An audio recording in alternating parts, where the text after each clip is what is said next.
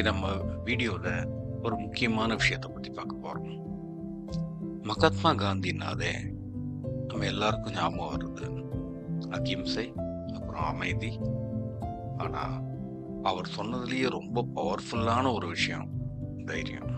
ஆமாங்க, பயத்தை ஜெயிச்சா நீங்க ஜெயிச்சிட்டீங்க. ஏன் அவர் அப்படி சொன்னாரு? அது ஒளிஞ்சிருக்கிற ரகசியம் என்ன? வாங்க பார்க்கலாம். நம்ம எல்லாருக்குமே ஏதோ ஒரு பயத்தோட தான் வாழ்ந்துகிட்டு இருக்கோம். எக்ஸாம் பயம், வேலையில பயம், மற்றவங்க என்ன நினைப்பாங்களோன்ற பயம். இப்படி பயம் நம்ம கூடவே இருக்கு.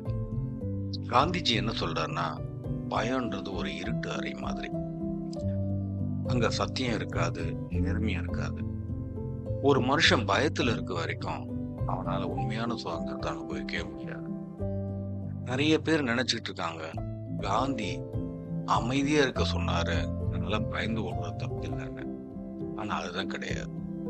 காந்தி ஒரு இடத்துல ரொம்ப தெளிவா சொல்லியிருக்காரு, அநீதியை கண்டு பயந்து ஓடுற கோழையை விட அங்க நின்று சண்டை போடுற வன்முறை எவ்வளவு மேலானதுன்னு. ஆனா அந்த ரெண்டையும் விட சிறந்தது எது தெரியுங்களா? எதிரியை பார்த்தும் அஞ்சாம, அதே சமயம் ஆயுதம் இல்லாம அன்பால ஜெயிக்கிறது. அதுக்கு தான் தைரியம் வேணும். காந்திஜி ஏன் தைரியத்தை இவ்வளோ வலியுறுத்தினாரு? ஏன்னா நம்ம அடிமையா இருந்ததுக்கு முக்கிய காரணமே அந்த பயம்தான். எங்கடா வெள்ளைக்காரன் நம்மளை சுட்டுடுவானோ, இந்த ஜெயில போட்டுருவானோ அப்படின்னு மக்கள் பயம் இருக்க வரைக்கும் நம்மளால சுதந்திரம் வாங்க முடியல. எப்ப மக்கள் சாவுக்கும் சிறைக்கு போகவும் பயப்படாம துணிஞ்சாங்களோ அப்பதான் நம்மளுக்கு சுதந்திரம் கிடைச்சது.